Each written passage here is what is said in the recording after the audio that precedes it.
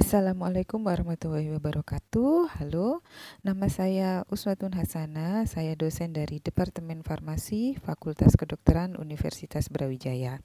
Pada kesempatan kali ini, saya akan menjelaskan proses pembelajaran dari salah satu mata kuliah yang saya pegang, yaitu fitokimia. Proses pembelajaran yang akan saya jelaskan pada kesempatan kali ini meliputi aspek dia, delivery, interaction, and assessment. Media pembelajaran yang digunakan adalah Learning Management System Universitas Brawijaya, yaitu vlm.ub.ac.id. Setiap dosen di Universitas Brawijaya bisa membuat course sesuai dengan mata kuliah masing-masing. Mahasiswa bisa bergabung pada course dengan menggunakan enrollment key yang didapatkan dari masing-masing PJMK. Saya akan membuka course untuk mata kuliah fitokimia. Di sini tim dosen bisa mengupload materi, kemudian pustaka, kemudian membuat kuis ataupun membuat deadline untuk penugasan. Selain itu, saya juga membuat forum diskusi di course fitokimia sebagai salah satu media interaksi dengan mahasiswa.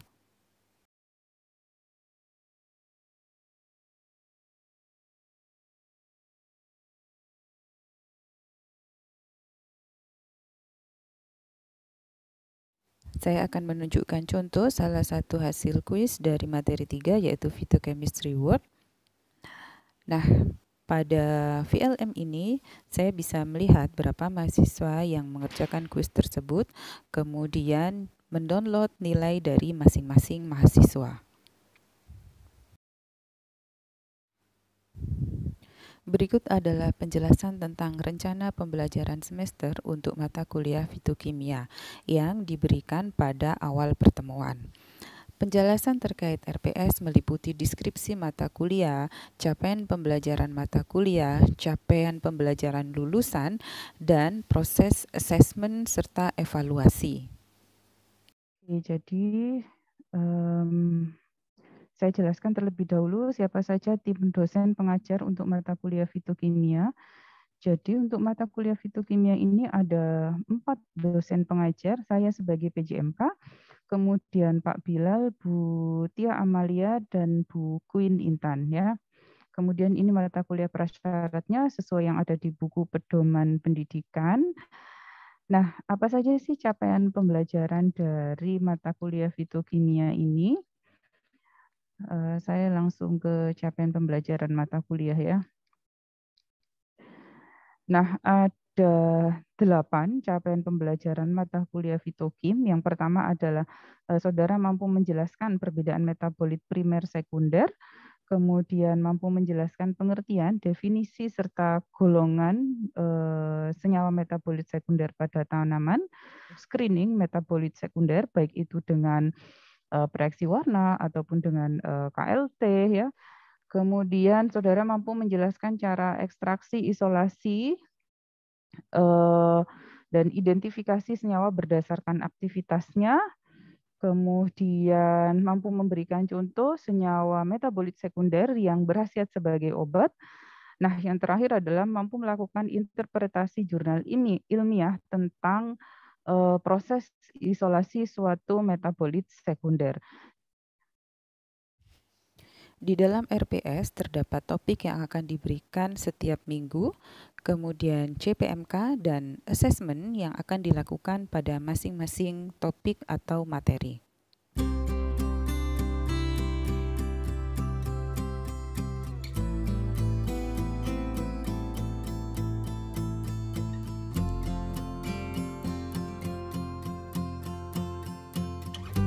Evaluasi keberhasilan CPMK dilakukan melalui UTS, UAS, kuis, aktivitas mahasiswa, dan penugasan.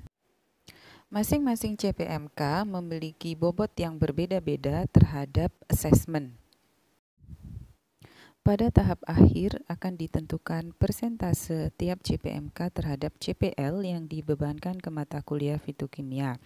Lalu portofolio tersebut akan digunakan untuk mengukur ketercapaian CPMK dan CPL dengan menggunakan software OBE.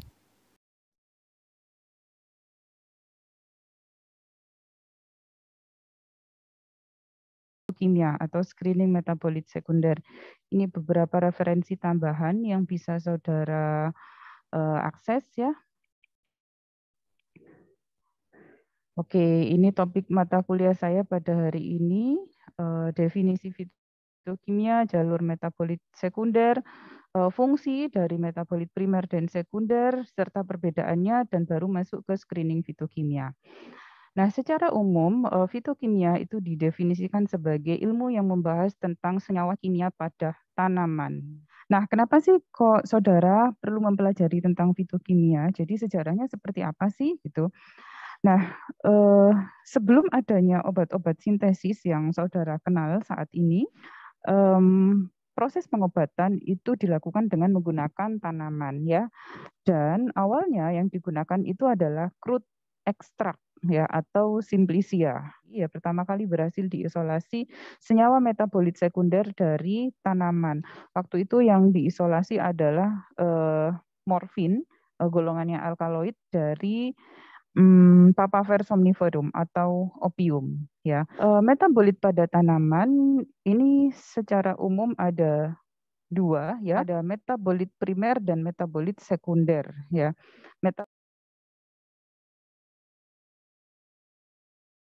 Topik perkuliahan ini saya bagi menjadi beberapa subbab. Yang pertama adalah extraction.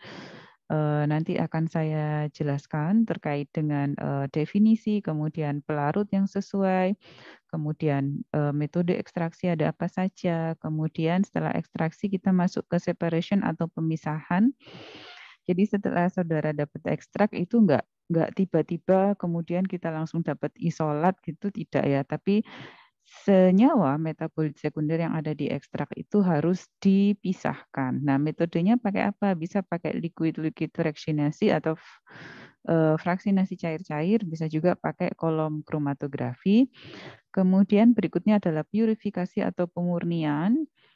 Jadi purifikasi itu dilakukan kalau misalnya saudara sudah memisahkan beberapa komponen metabolit sekunder, tapi ternyata hasil isolatnya itu masih ada pengotor gitu, yang itu pengotornya bisa mengganggu proses identifikasi ya. Jadi setelah purifikasi baru kita masuk ke identifikasi atau yang biasa disebut dengan elusidasi struktur. Penentuan tujuan dari isolasi itu ada dua. Yang pertama adalah mendapatkan senyawa aktif yang memiliki efektivitas farmakologi tertentu. Kemudian yang kedua adalah mendapatkan senyawa marker atau senyawa penanda ya. Nah, pemisahan yang akan kita lakukan itu harus diikuti oleh uji bioaktivitas ya, karena tujuan akhir kita adalah mencari senyawa aktif ya. Jadi ini simplisiannya kita ekstraksi dengan saya ekstraksi dengan etanol 80%, saya dapat crude extract. Crude extract ini saya fraksinasi cair-cair. Kalian pernah melakukan fraksinasi cair-cair? Pas apa ya? Kimia dasar mungkin. Nah, sekian untuk perkuliahan pada hari ini. Ada yang ditanyakan?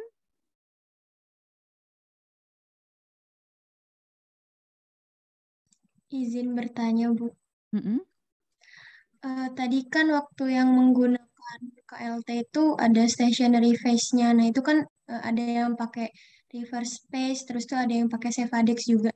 Itu cara Mm-mm. menentukan stationary phase-nya itu gimana ya, Bu? Tergantung peneliti. Ya, jadi kalian sorry ya, apa kamera saya trouble ini nggak tahu kenapa. Jadi saya matikan dulu. Tergantung penelitinya ya. Jadi target senyawa kalian apa? Kalau misalnya senyawanya itu cenderung nonpolar gitu ya, maka pakai saja silika yang normal base biasa. Tapi kalau target senyawanya itu polar banget gitu, misalnya flavonoid dalam bentuk glikosida, maka akan lebih mudah kalau pakai silika yang reverse base.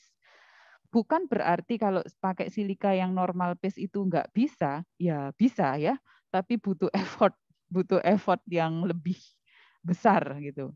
Jadi kalau apa namanya senyawanya cenderung polar ya, misal dalam bentuk glikosida, lebih baik kita pakai yang silika reverse base gitu.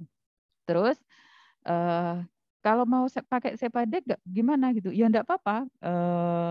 Sebenarnya nggak ada ketentuan baku ya. Kapan mau pakai silika, kapan mau pakai Sefadex seperti itu. Oke, terjawab, Nisa? Iya, Bu, terjawab. Terima kasih, Bu. Oke. Pada proses pembelajaran, terdapat 2 publikasi ilmiah saya yang digunakan untuk penugasan journal reading. Yang pertama adalah Bioassay Guided Fractionation and In Vitro Antiplasmodial Activity of Ethyl Acetate Fraction from Electrons. Dan yang kedua adalah dengan judul Antiplasmodial Activity of Isolated Polyphenol from Electron Celatus Leaf Against 3D7 Plasmodium falciparum. 254 nanometer, yaitu noda fluoresen dan tailing pada eta 2, noda fluoresen pada eta 3 dan eta 4 dengan RF 0,6. Kemudian pada UV 366 nanometer, noda fluoresen dan tailing pada eta 3, noda tailing kuning pada eta 6 sampai eta 8 itu. Kan ada beberapa prosedur itu ya. Nah, prosedur yang masuk metode pemisahan mana? Izin menjawab Bu, mungkin untuk yang pemisahannya yang KLT-nya itu Bu.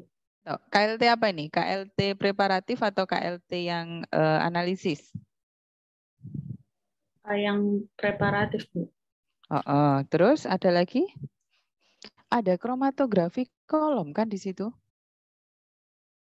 Kromatografi kolomnya pakai fase diam apa? Untuk fase diamnya itu dari kromatografi kolom terbuka itu C18 fase terbalik. Oke. Silika C18 ya atau silika reverse base. Jadi yang terus selain kromatografi kolom ada satu lagi metode pemisahan. Fraksinasi cair. Iya, betul ya. Jadi lain kali ya kalau misalnya presentasi lagi ditulis dulu prosedur pemisahannya itu ya. Jadi pertama ekstraksi, terus fraksinasi cair-cair, terus kromatografi kolom terbuka, kemudian KLT preparatif ya. Baru nanti dijelaskan satu-satu ekstraksinya pakai apa, kromatografi kolom terbukanya pakai apa, kromatografi KLT preparatifnya pakai apa, seperti itu. Saya izin menjawab untuk pertanyaan Septi. Jadi dari hasil senyawa yang diketahui itu kan dia mengandung asam galat, metil galat, dan 3O ini kan dia fenol, senyawa fenol, dan juga ini senyawa flavonoid. Dan diketahui kalau senyawa ini itu merupakan senyawa polar, sehingga jika digunakan normal phase yang mana itu tuh polar, nanti hasil RF-nya bisa kecil. Begitu, Septi. Apakah menjawab? Sudah menjawab, terima kasih Husen. Dari kelompok lain ada yang ingin bertanya, dipersilahkan. Ini salah satu flowchart yang benar itu seperti ini ya. Meskipun sebenarnya tadi kan penjelasan terkait dengan metode yang dipakai ya, misalnya dari ekstrak N-heksan, kok tiba-tiba dapat apa begitu misalnya HF ya, kok tiba-tiba dapat HF 1, 2, 3, 4, itu dijelaskan oleh kelompok ini ya. Tapi mungkin akan lebih bagus kalau ditulis di kolomnya sini ya. Jadi N-heksannya itu tadi kalau nggak salah pakai kromatografi kolom vakum ya, TCC ya. Iya Bu. Oke. Mungkin untuk presentasi berikutnya itu akan lebih baik kalau ditulis di sini ekstrak N-heksan, VCC pakai fase diam apa, kemudian fase geraknya apa, fase geraknya itu gradien atau isokratik seperti itu ya.